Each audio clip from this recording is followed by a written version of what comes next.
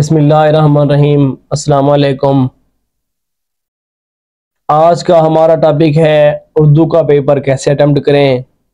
आज की वीडियो में हम उर्दू का पेपर अटेम्प्ट करने का तरीका सीखेंगे और साथ ही साथ उन वजूहात के बारे में जानेंगे जिनकी वजह से उर्दू में या तो नंबर कम आते हैं या मुख्तलिफ सवालों में नंबर कटते हैं।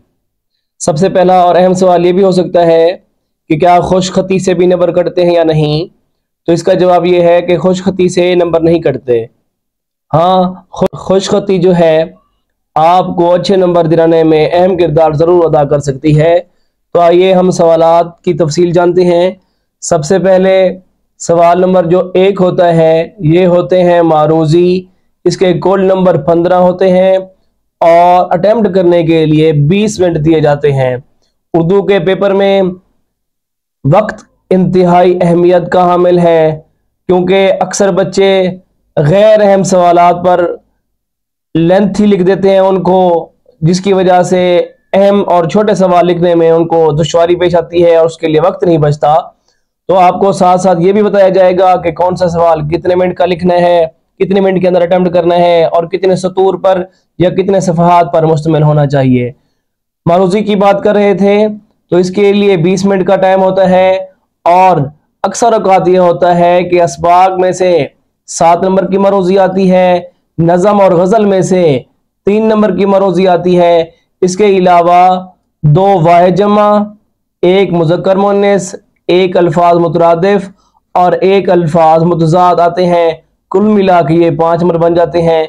7 नंबर ये हो गए, 3 ये और 5 ये, इस तरह कुल ये 15 नंबर बनते हैं। मारूजी आपसे ले ली जाती है। उसके बाद शुरू होता है सवाल नंबर 2।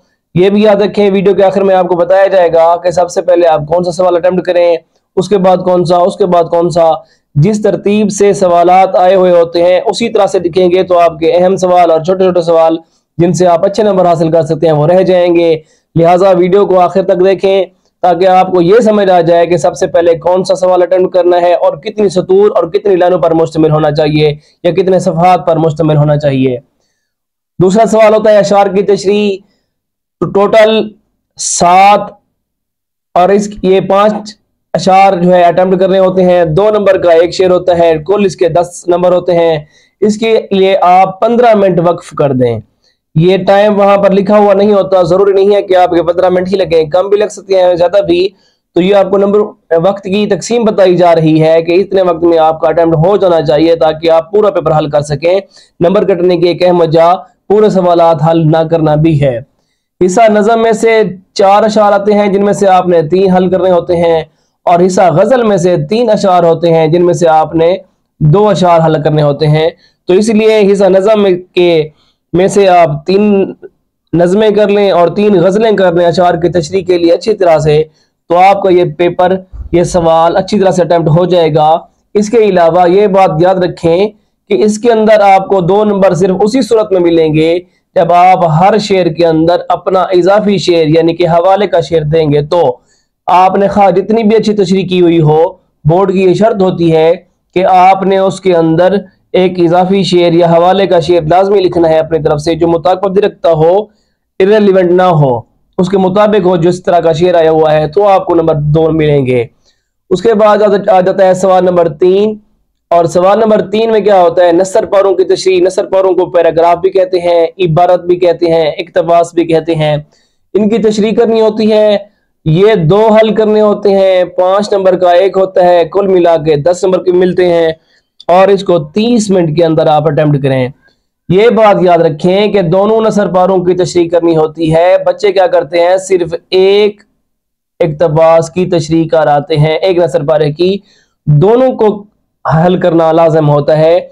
इसके अलावा सवाल नंबर 4 में मुख्तसर सवालात होते हैं और मुख्तसर सवालात कुल 8 होते हैं। 8 में से 5 करने होते हैं, कुल 5 करने होते हैं। 2 नंबर का एक होता है। इस तरह इसके 10 नंबर बनते हैं और इसको आप कोशिश करें कि 20 मिनट के अंदर अंदर हल कर लें। ये 8 में से 5 करने होते हैं। ये भी 5 तकरीबन नसर में से यानी कि असबाग में से आते हैं और 2 जो आते हैं वो आते हैं नज़मों और गज़लों में से और एक अक्सर ग्रामर में से भी आ जाता है। इसके बाद सवाल आता है सबक का खुलासा, सवाल नंबर 5 पे सबक का खुलासा होता है। उसके लिए एक खुलासा हल करना होता है और उस पर आप 15 मिनट वक्फ कर दें। दो में से एक होता है। अमूमन यह होता है कि पहला जो खुलासा होता है वो सबक के फर्स्ट हाफ से और दूसरा जो खुलासा होता है वो सबक के सेकंड हाफ से होता है। तो इस तरह अगर आप पहले हाफ भी खुलासे कर लें अच्छी तरह से तो आपका पेपर अटेम्प्ट हो जाएगा, क्योंकि आपको चॉइस होती है, दो में से आपने करना होता है। सवाल नंबर 6 पे आ जाता है नज़म का खुलासा या उसका मरकजी ख्याल। ये 5 नंबर का होता है। इस पे आप 6 मिनट वक्त करें और सवाल एक नज़म होती है जिसका खुलासा या मरकजी ख्याल और शायर का नाम भी लिखना लाजिम होता है। 4 ही गजलें हैं तो आप शायर का नाम लाजमी याद कर लें, क्योंकि ये 1 नंबर का होता है। उसके अलावा खुलासा या मरकजी ख्याल जो होता है ये 4 नंबर का होता है। 4 नंबर खुलासा या मरकजी ख्याल, एक चीज लिखें, या खुलासा लिखें या मरकजी ख्याल लिखें, बेहतर खुलासा रहता है। 4 नंबर का खुलासा हो जाता है और 1 नंबर का शायर का नाम हो जाता है। उसके बाद आपको आज मिलता है दरखास्त या खत। इस मरतबा रसीद का भी इजाफा कर दिया गया है, पहले रसीद नहीं होती थी। या दरखास्त लिखें या खत लिखें या रसीद लिखें। इसके नंबर आपको मिलते हैं 10 और इस पर आप वक्फ करेंगे जो मिनट वो 15। कोई एक चीज लिखें। बच्चे क्या करने लग जाते हैं, दरखास्त भी लिख देते हैं, खत भी। आप एक चीज पे अटेम्प्ट करें, उसको अच्छी तरह से अटेम्प्ट करें। कौन सा सवाल किस तरह से अटेम्प्ट करना है इसके बारे में हमने पहले वीडियोस बनाई हुई हैं। अगर आप उसी तरीके के साथ लिखेंगे तो इंशाल्लाह आपका 1 नंबर भी नहीं कटेगा। आपकी तैयारी अच्छी हो लेकिन आपका तरीका ठीक ना हो तो आपके नंबर कटेंगे। जिस तरह से हमने तरीके बताए हुए हैं हमारे इसी अलफरीद अकेडमी चैनल के ऊपर, उन तरीकों को आप देखें, समझें, उसी के मुताबिक पेपर हल करें। वो बोर्ड के मुताबिक समझाए गए हैं, इंशाल्लाह आपका कोई नंबर नहीं कटेगा। सवाल नंबर 8 पे आ जाता है कहानी लिखें या मुकालमा लिखें। बेहतर क्या है? बेहतर मेरे मुताबिक कहानी है। इसके 5 नंबर होते हैं और 15 मिनट में इसको आप हल करें। कहानी मैं इसलिए कह रहा हूं क्योंकि मुकालमे के अंदर रमूज व औकाफ आ जाते हैं। रमूज व औकाफ किसको कहते हैं? रमूज व औकाफ में खत्मा, कामा, सवाल निशान, साइन ऑफ एक्सक्लेमेशन वगैरह, ये अगर ना हो तो नंबर कटने के बहुत ज्यादा चांसेस होते हैं। इसलिए आप कहानी को प्रेफर करें और कहानी लिखें और अपने 5 नंबर पूरे लें। उसके बाद आ जाता है सवाल नंबर 9 जो होते हैं जुमलों की दुरुस्ती या होते हैं ज़रबुल अमसाल। आसान जो है वो है ज़रबुल अमसाल। जैसे आबैल, इसको आप हल करेंगे तो आप लिखेंगे मुझे मार। एक लफ्ज 2 लफ्ज याद करने से आपको 5 नंबर पूरे मिलेंगे। ये होते भी 5 हैं, हल भी 5 करने होते हैं।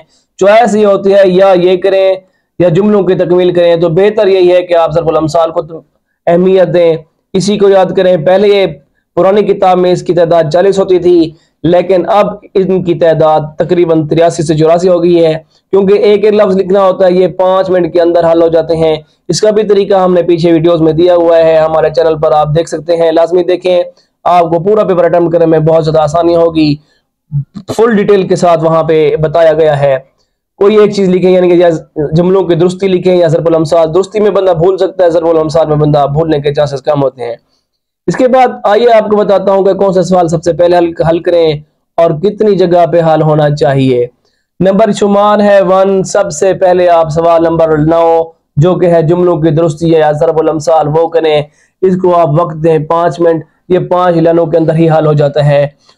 दूसरे नंबर पे आप सवाल नंबर 4 हल करें जो कि है मुख्तसर सवालात।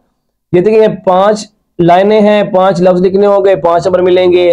ये है 2 नंबर का एक सवाल होता है और 2 या 3 लाइनों के अंदर मुख्तसर सवालात आपके हल हो जाते हैं। एक सवाल मुख्तसर 2 या 3 लाइनों में हल हो जाता है। इसके ऊपर 10 मिनट लगाएं तो ये भी तकरीबन एक पेज के अंदर हल हो जाएगा। उसके बाद आप हल करें सवाल नंबर 6 जो कि है नज़म का खुलासा या नज़म का मरकजी ख्याल। शायर का नाम भी साथ लिखना है। मैक्सिमम इसके ऊपर 6 से 7 मिनट लगेंगे, ज्यादा नहीं। इसको आप कितने हल करोगे इसके लिए आपको बताता हूं, 7 ता 10 सतूर के अंदर इसको आप हल करें। सतूर से मुराद लाइन है, ज्यादा बड़ा नहीं लिखना चाहिए क्योंकि नज़म ही होती है। जो अशार हैं उसको आप नसर की सूरत में लिखते जाएं तो भी आपका खुलासा ठीक हो जाएगा। तरतीब का ख्याल रखना है, जो शेर पहले आया है उसको पहले नसर में तब्दील कर लें, जो बाद में आया है उसको बाद में तरतीब दे रहे हैं। उसके बाद सवाल नंबर 7 अटेम्प्ट करें। ये सवालों की तरतीब है, सबसे पहले 9 करें, फिर 4 करें, फिर 6 करें, फिर 7 हल करें। दरखास्त, खत या रसीद जो भी चीज आप करेंगे तो ये नए सफ़े से शुरू करें, नए सफ़े से। क्यों? इसकी वजह यह है कि इसका तरीका होता है ये 10 नंबर का होता है और इसको 10 मिनट के अंदर हल करें। और तरीका जो है आपको अलफ्रेद एकेडमी चैनल पर दिया गया है, खत का भी, दरखास्त का भी, रसीद का भी, उसको भी लाजमी देखें।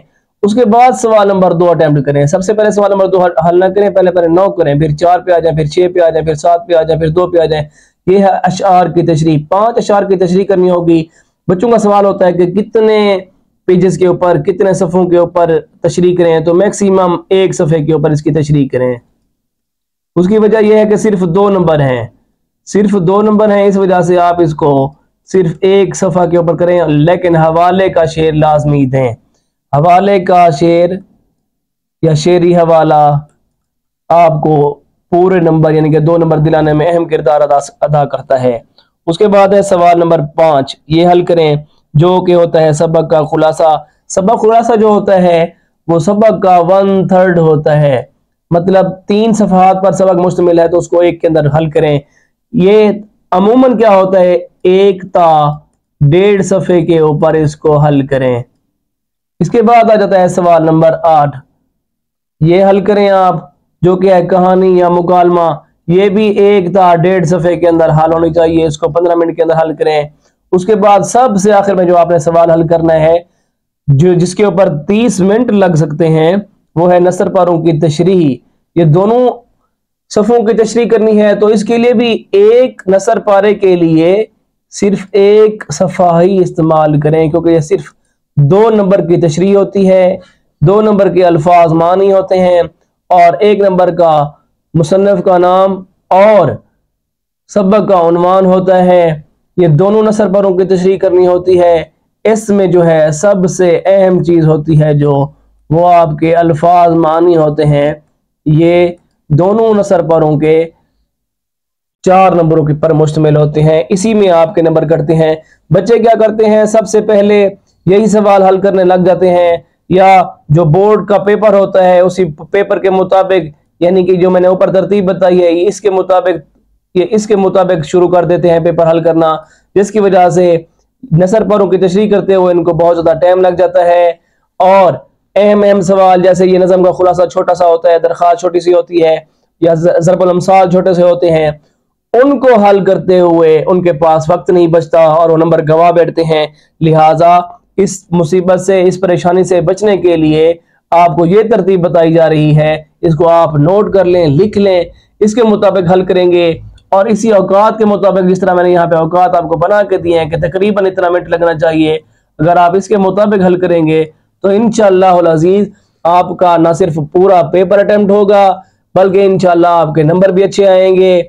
मजीद इनको हल करने के जो तरीके हैं वो आप हमारे YouTube चैनल यानी कि अलफ्रेद एकेडमी, जिस पर आप ये वीडियो देख रहे हैं, वहां पर देख लें। हर एक सवाल का अलग और अच्छे तरीके से तरीका बताया गया है, तरीका कि किस सवाल को कितने मिनट में, कितने सफ़हात पर क्या क्या चीजें उसके अंदर लिखनी है, क्या क्या नहीं लिखनी, मुकम्मल डिटेल दी गई है।